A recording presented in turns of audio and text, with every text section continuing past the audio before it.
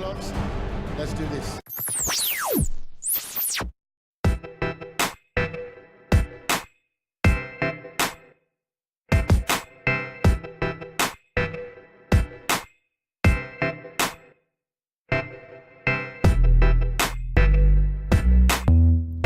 What's going on, guys? Welcome back to Pure EVil MMA, brought to you by MyMMAnews.com. I'm your host, like always, Evil Eddie, and what a crazy night it was for UFC 217. I'm still like all shaken up from that electricity, still going through my body.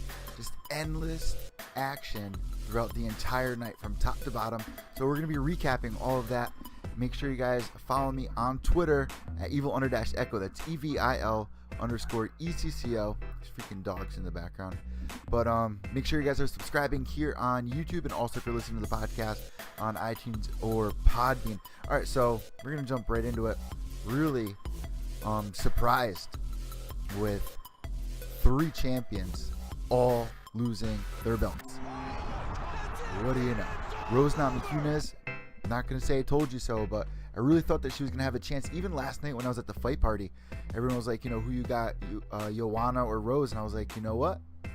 I really think Rose has a shot here. We got the chat room. Mike's checking in. What's going on, Mike? Pure Evil MMA Army. Congratulations to Shelly, who came in first place for our UFC Pick'em League. We're going to be talking about that in just a second here. But a lot of surprises here tonight. A lot of fights that could have went either way. The big question going into it, though, was GSP, after 4 years, going to look anything like he did before he left? And from what I could tell, I mean, he did have a rough first round, bleeding. He had a huge cut on his nose, but at the same time, GSP didn't look any slower. He didn't look like he was off time. He looked pretty good in there. He looked like he was having fun. And he even threw a Superman punch in there. It was just like, GSP is back. Brian Faulkner checking in. Joanna, though. Yeah, man, we're going to talk about that in just a second. I know there's a lot of people out there that just really can't even stomach the fact that Joanna Jędrzejczyk lost when she could have tied Ronda Rousey's record last night. It is heartbreaking. I just finished watching the post-fight press conference.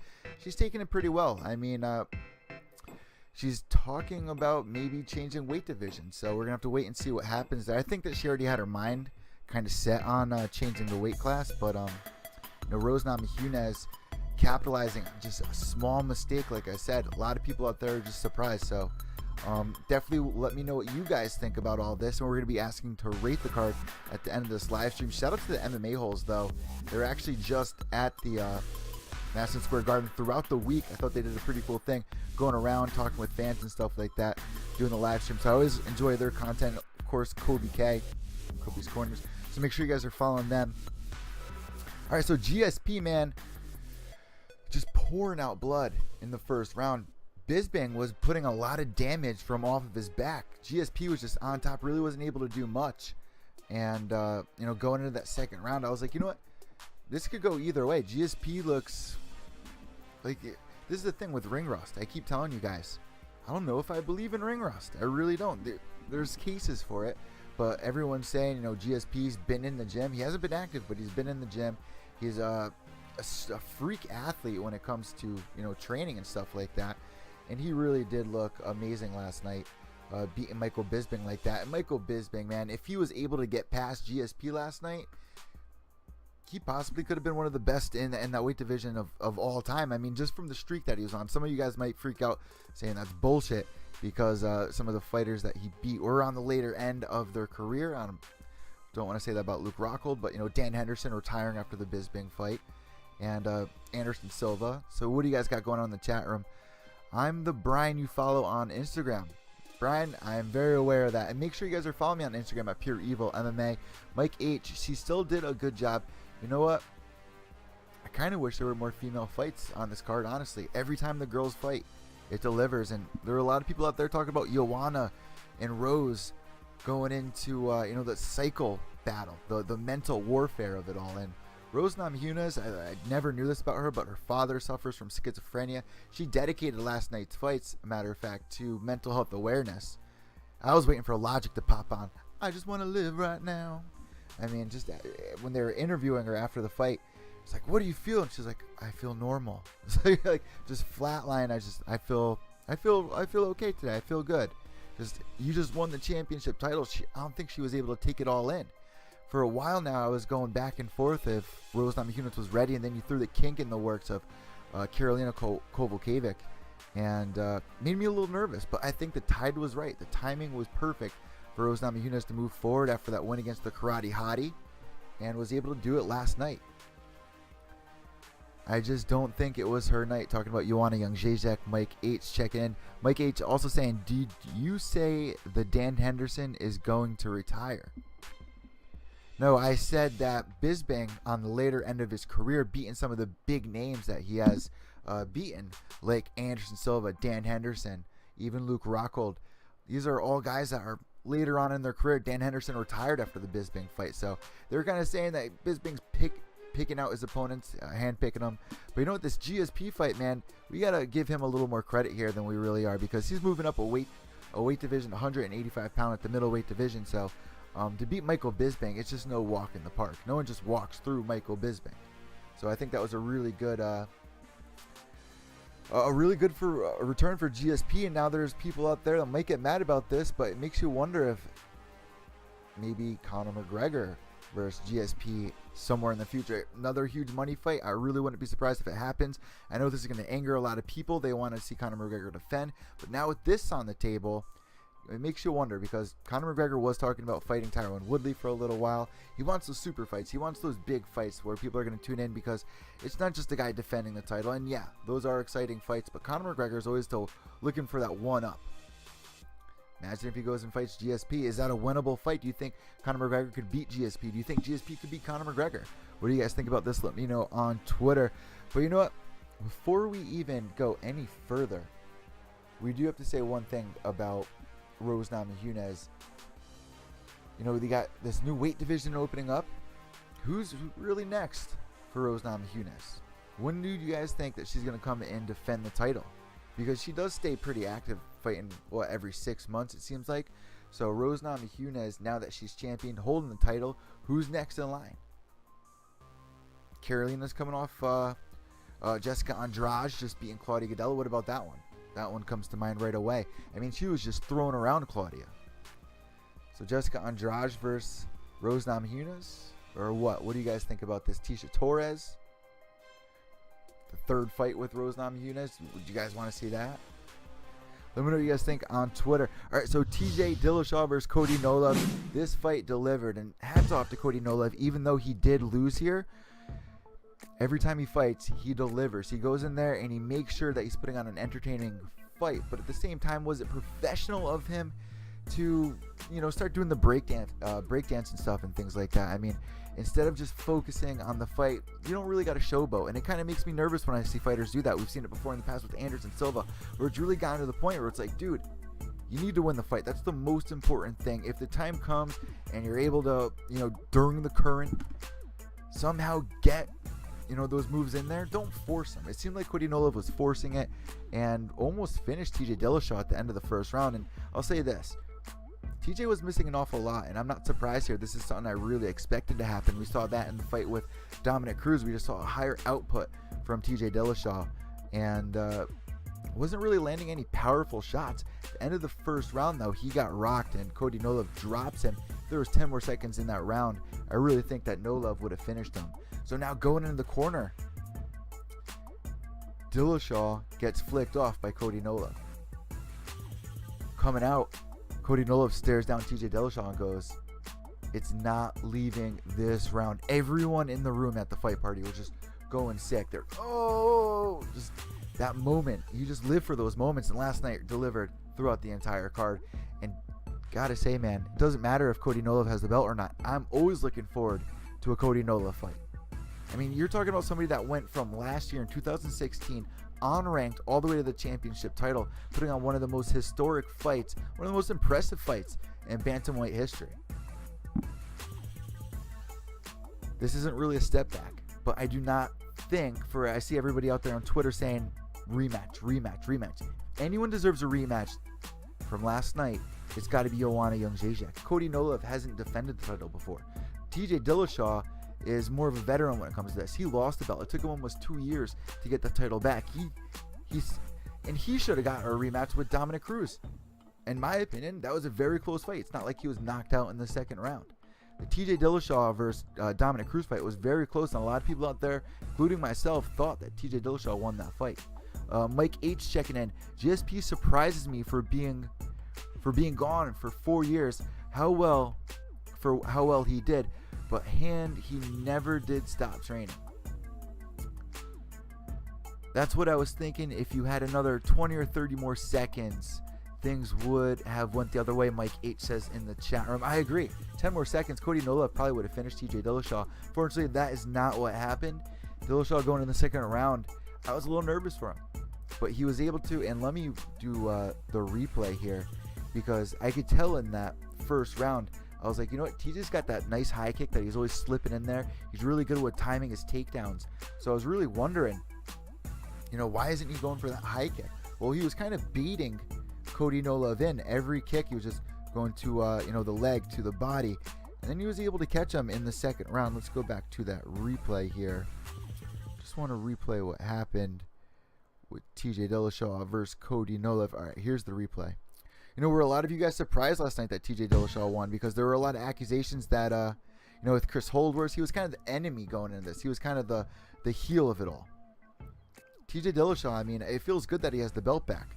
So, all right, let's check out this replay to see exactly what happened here.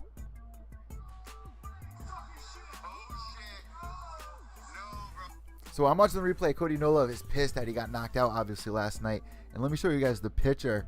But he was so unprofessional with this. It kind of angers me. After the fight, you need to accept that you lost. You can't just charge into the your opponent's corner like that. And I think he was getting in the face of TJ's brother. So here's the picture of right after TJ Dillashaw knocks out Cody Nola. Gets right in his face and goes, "What?" That really angered Cody Nola. So let's see this replay real quick. I forgot exactly how it went down. I'm really trying to find the replay, but wasting a little bit too much time here. But TJ Dillashaw moving forward, he was calling out Mighty Mouse. He says, "Mighty Mouse, step up, man. 125 pounds. Let's do that super fight." That's what the fans want to see, and that's what Mighty Mouse needs. Not many people are tuning in. Everyone's going, why? They did the season of Ultimate Fighter for him. Why isn't he getting the recognition that he really deserves from the fans? You need to do something big like this. You need a super fight. You need to fight TJ Dillashaw, in my opinion. Is it a smart move on Mighty Mouse? It's a risky move. It's a winnable fight. We've never even seen TJ Dillashaw drop down to 125 pounds, but just based on how he looked at 135 pounds, I think that he can do it. So Mike H checking in the chat room. I think last night cards was the best fight card of the year so far. I got to agree 100%. Dana White is saying that this pay-per-view is trending to over 1 million buys apparently, and it has been kind of a slow year, but I think you guys are going to be surprised when we go back and look at the end of the year show. I did a midway year show, and I was pretty surprised at some of the fights that we actually got to witness. I mean, they're really spread out, but last night's card throughout the entire thing delivered fight after fight. Any one of these fights could have headlined, whether it was an FS1 card or a Fight Pass card, even pay-per-view cards. You had 3 title fights, 3 champions lose their titles. So I totally agree with you there, Mike. What is the other card really that stands out besides UFC 217 that went down last night? What other card really sticks out to you guys? Was it UFC 208? Was it UFC 209? The DC versus Sean Bones Jones fight, I think UFC was at 214. I think that was one of the best fights. One of the standout cards so far this year. But really, what it boils down to is Conor McGregor versus Mayweather really is what comes to mind when you're thinking of 2017. Let's face it. And you do got to give credit to the UFC. They spent time promoting that fight. One of their fighters moving over to the boxing world. So, a win-win for combat sports. And I even said it last night. I had so many people that were tweeting me or Facebook messaging me that don't even follow me on Twitter or really check out my work, but know that, I cover fights, tweeting me or messaging me, who do you got in the main event? Where can I go watch these fights? People I really didn't even know. Some moments in life, there are no words.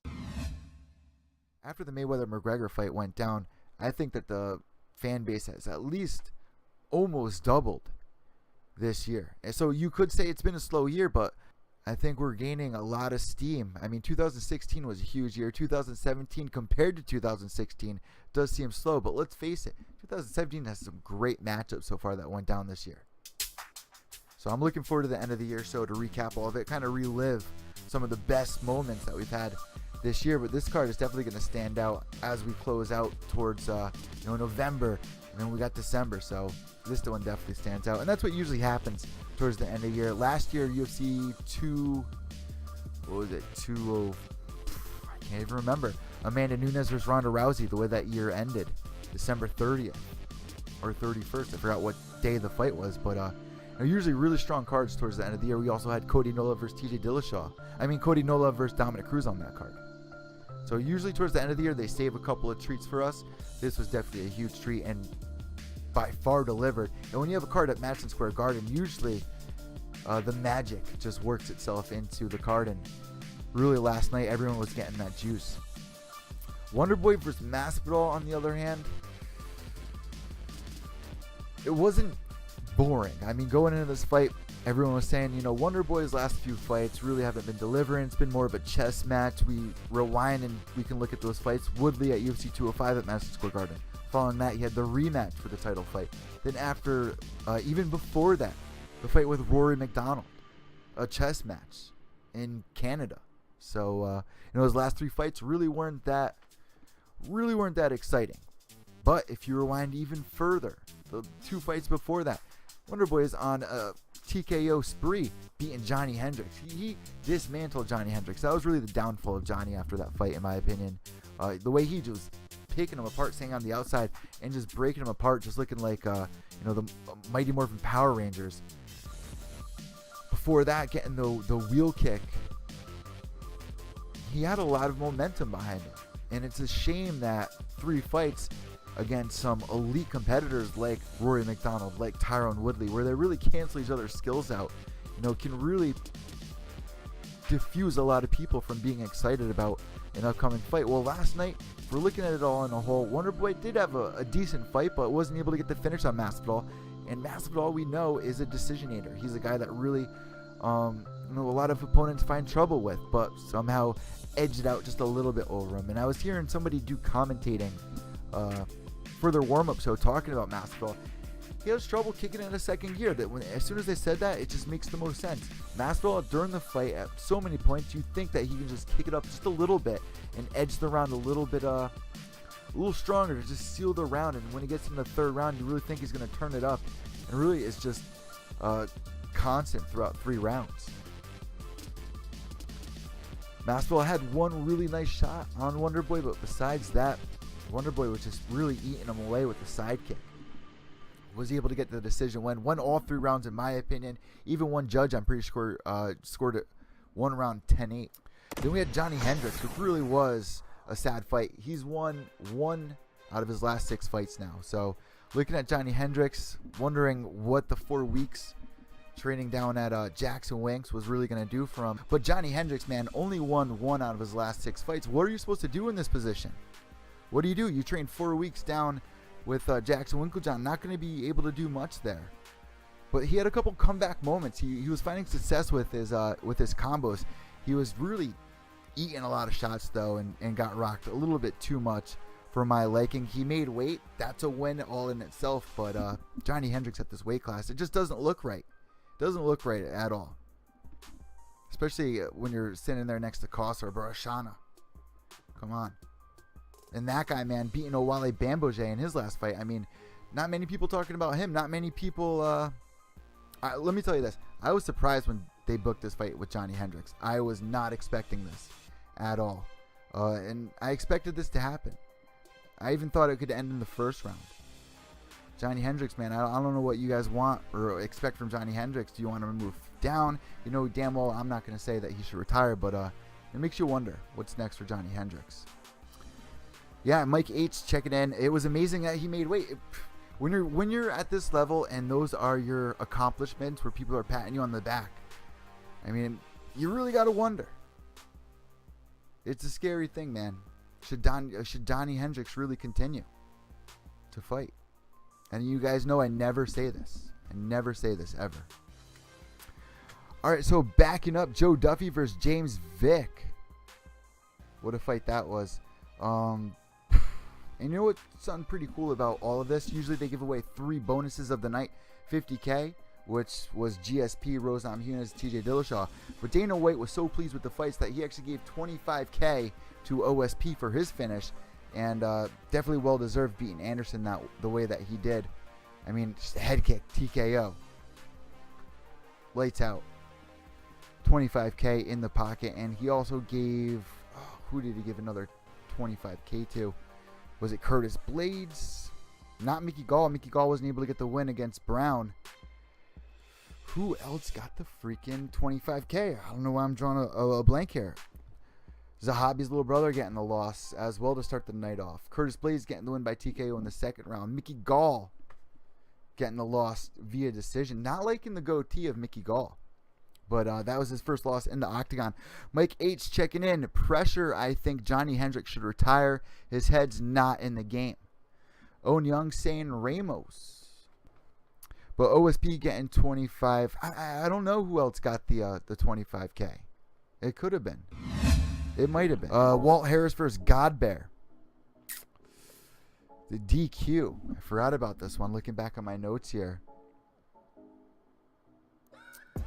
Wait, was this? Yeah, that was the DQ. Godbear ends up winning this fight. And this was really weird. Both these guys are getting paid twice because they fought last week at UFC. He filled in for Derek Lewis. Gets submitted in the first round. So Walt Harris coming back. Now gets disqualified. So this is a guy who's lost twice in 2 weeks. I think that's a record there. I don't think any other UFC fighters fought twice in 2 weeks and has lost both times. But he's getting double paydays.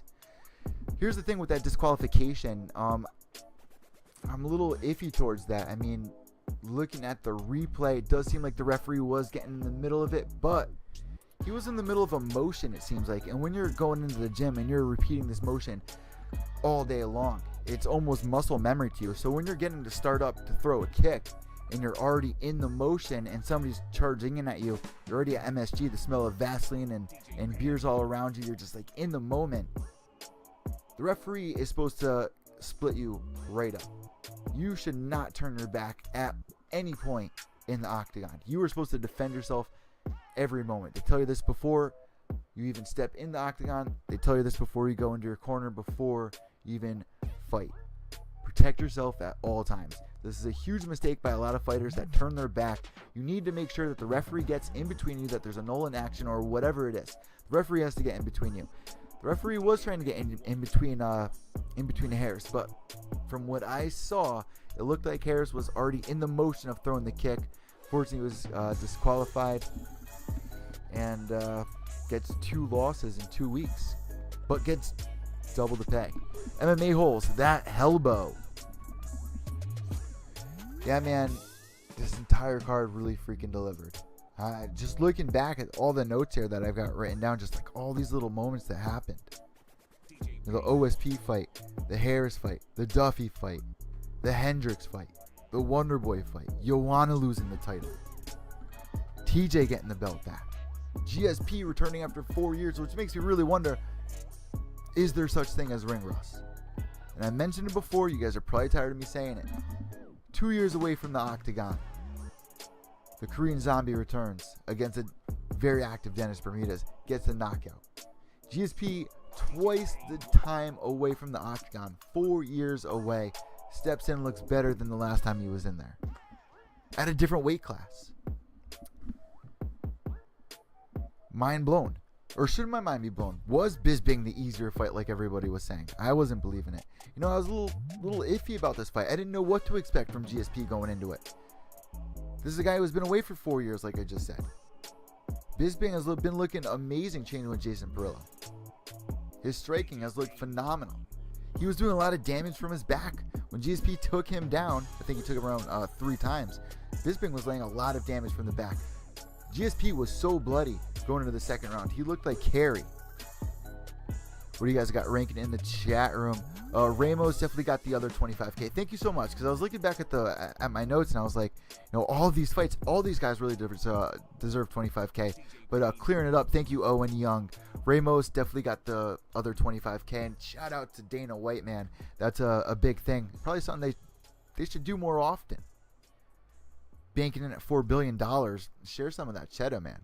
Definitely share some of that cheddar. At OM, that shit was nasty. Hell yeah, the MMA holes ranking in. Guys, make sure you guys go check out the MMA holes. I said at the beginning of the show when we started up here. And Kobe's Corner, for sure, guys. Definitely go check them out. Because my boys, MMA holes, Chris was just down in New York.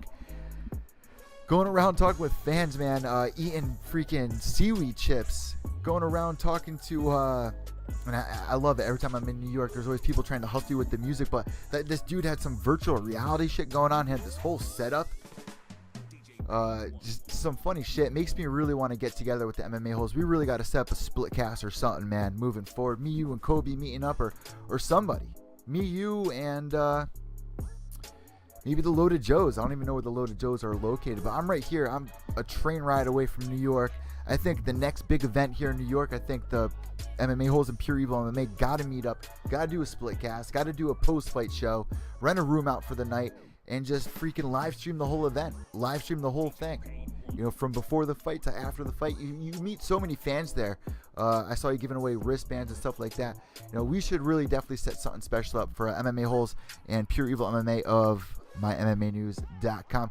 Guys, I can't thank you enough for the live tweets last night. That's like one of the biggest things I look forward to on fight night. I was at a fight party. I was already at a fight party, but I was having more fun in the chat room, on Twitter, talking it up with you guys. All these little moments that really stand out on Twitter. There's nothing like it. That's the place to be on fight night. So shout out to everybody in the Pure Evil Army. Shout out to everybody that was live tweeting last night.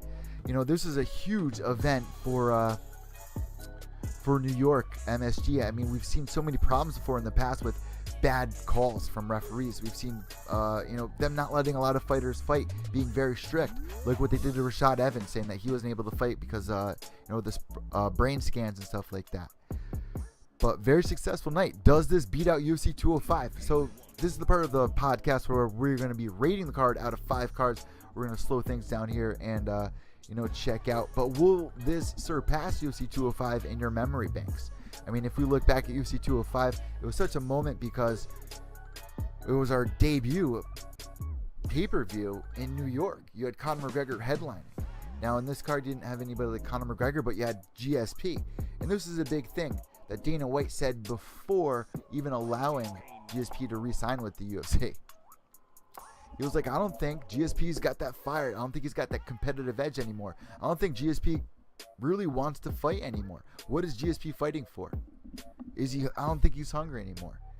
To the point where GSP was on his knees on a pre-show on FS1, begging Dana White on his knees. And he definitely proved it last night. I'm excited to see what other potential matchups. So in GSP's contract, they made sure that he could not win the fight and then vacate the title. They made sure that now he must defend it. So, the question's in the air. What's next, guys? Let me know on Twitter at evil_echo. That's EVIL_ECCO. Let me know in the chat room here. MMA holes ranking in for sure. We definitely got to do the split cast, man. It's a must. All right, fight of the night, guys. This is a tough one, but it's going to TJ Dillashaw versus Cody Nola for me. Rose Namajunas versus Joanna Jędrzejczyk right there. But TJ Dillashaw, man, taking the cake after almost losing in the first round with just seconds left to go. Got up. All he heard was footsteps, really stumbling to get back to his corner, not really knowing what was going on. He had Cody Nola flicking him off as he get back to the corner and able to come back in the second round, switch thing up, throw the tempo off of Cody Nola and able to get the finish. Just a beautiful thing. Get the belt back. This is something that he thought he didn't even lose against Dominic Cruz. He thought that was a bullshit decision. He had to work his way back up, beat Rafael Assunção in a rematch that they had. One of the only other guys to ever beat TJ Dillashaw. And TJ gets the belt back in the hands of its beholder. Now, Cody Nola moving forward, I hope that he can learn from this. Not force the showboating. Don't force the showboating.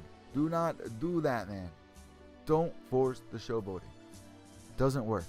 Anderson Silva, forcing showboating, gets rocked by Bisping. Don't do it.